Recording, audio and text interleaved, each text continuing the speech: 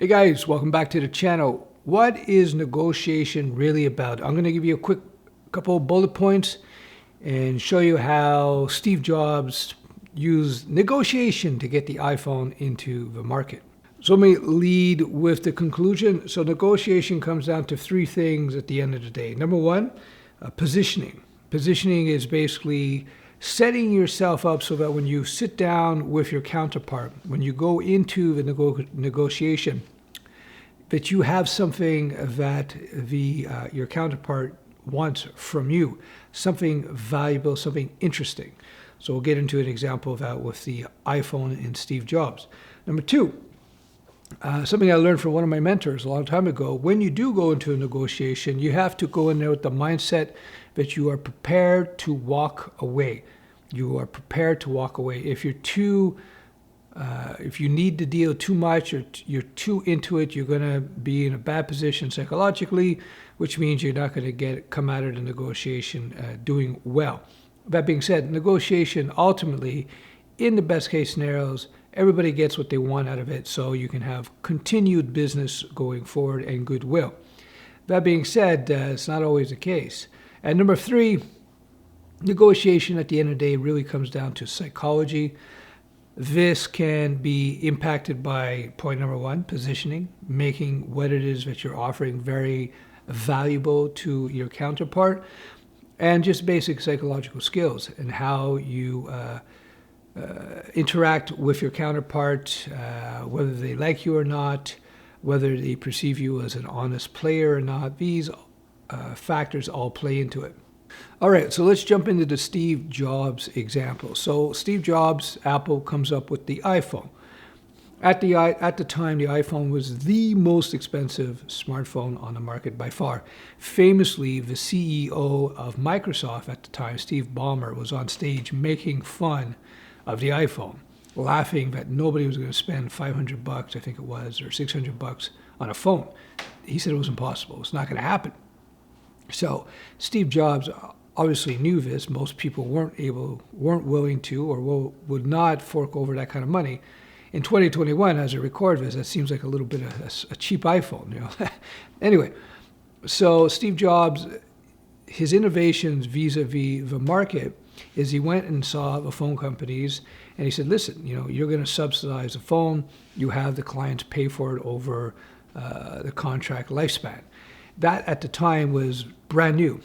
Really, the innovation there was the payment methodology so that people would actually fork out the money to get these big phones through a commitment through the phone companies. So what Steve Jobs had to do with this brand new product category, the touchscreen, ultra expensive smartphone, which nobody had done at the time, he went into negotiations with these cell phone providers. I don't know if it was AT&T or Sprint or whoever it was.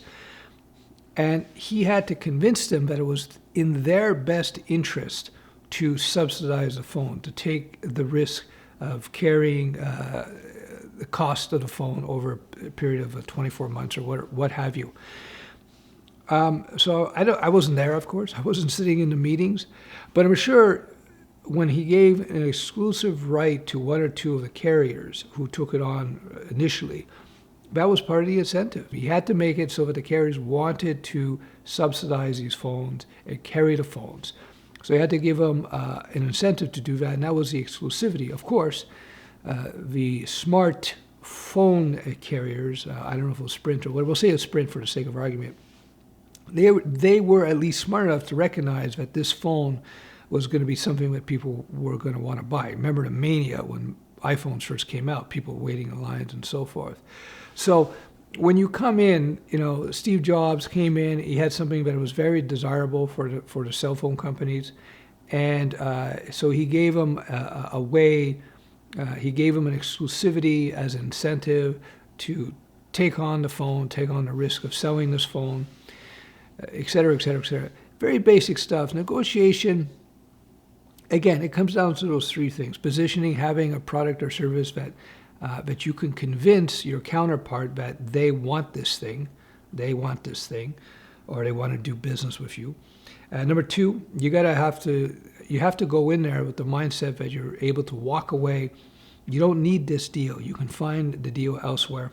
And number three, At the end of the day, it's psychology. It's about convincing your counterpart that what it is you're offering is valuable to them. You have to try to put yourself into the mindset of your counterpart, of your client.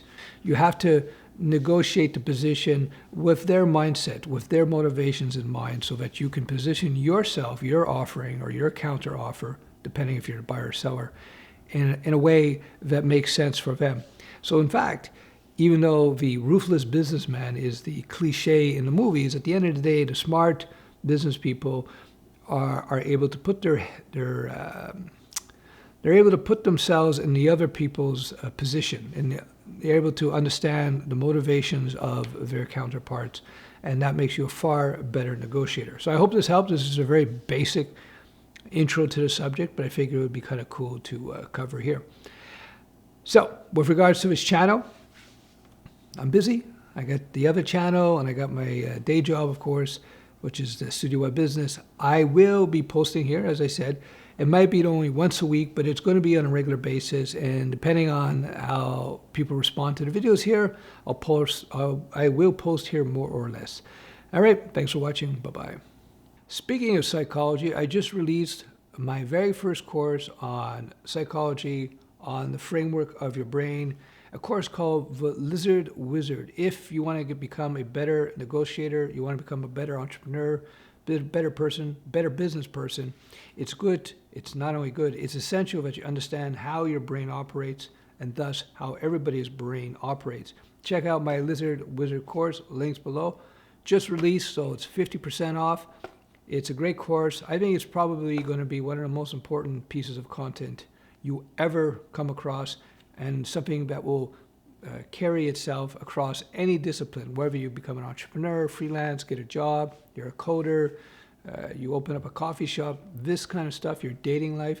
This is a course that is hugely valuable, and it's based on my decades of experience in business, my early studies in psychology, martial arts and meditation.